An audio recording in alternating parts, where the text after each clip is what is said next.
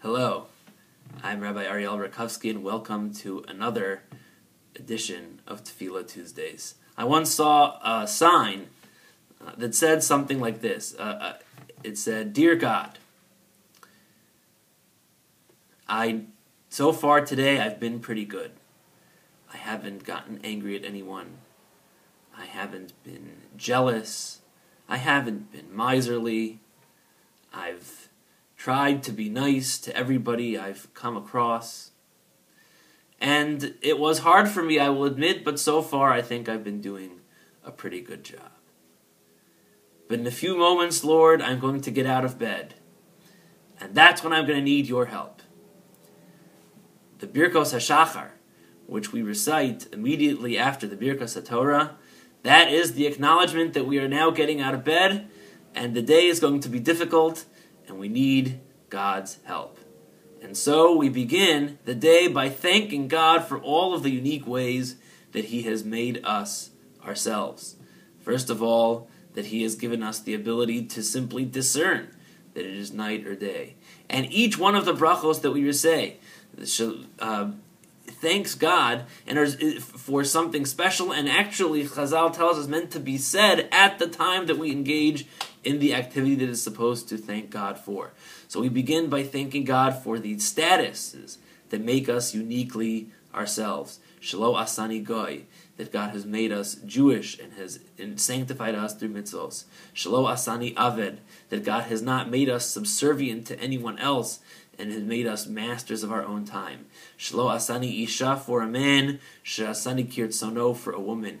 That we recognize that each gender has different roles to fulfill, that men and women are different, but we praise God for the ability to fulfill His will no matter who we happen to be, no matter what gender we happen to be. And then we continue, for example, the bracha of She'asali kol tzarki. Chazal tell us that's the bracha that we recite over the ability to have and to wear shoes.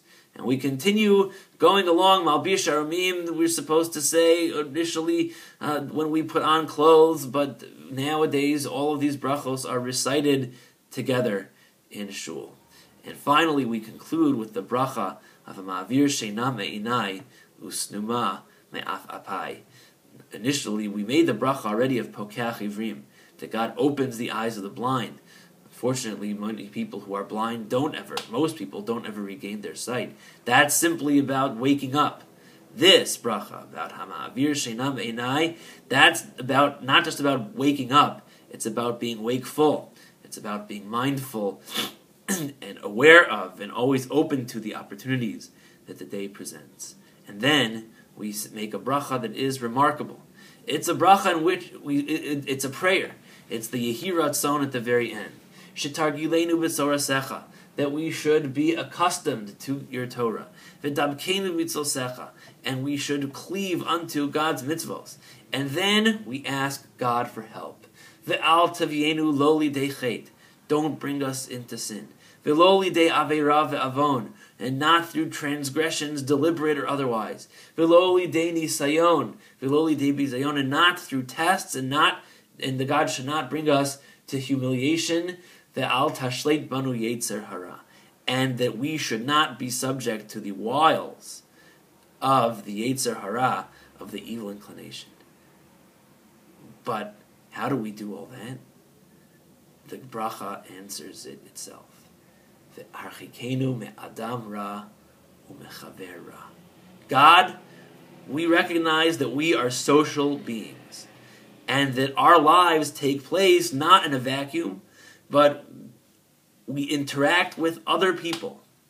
People who provide us assistance, people who provide us advice, people who provide us with warmth and companionship and friendship. The importance of having the right friends and the right environment cannot be overstated. We daven for it every single morning. God, help me understand and help me surround myself with the kind of people who will bring me up and not take me down. With the kind of people who are positive and who are role models, not who are negative and are people that take us down spiritually and that we should avoid. People that bring out the best in us. People that we want to be like, not people that we always feel like we have to be leading. People whose activities are less than admirable. The al tevi'enu, lowly day, nisayon, the lowly day bizayon, and the harchikenu me'adam ra u'mechaver ra. As we go through our day, the only way to avoid the temptations of the Yetzer Hara, the best way to avoid humiliation, and the best way to avoid temptation is not to place ourselves in the scenarios and with the people that are going to bring us to that in the first place. And that is the tefillah that we start our day with, because that is so important.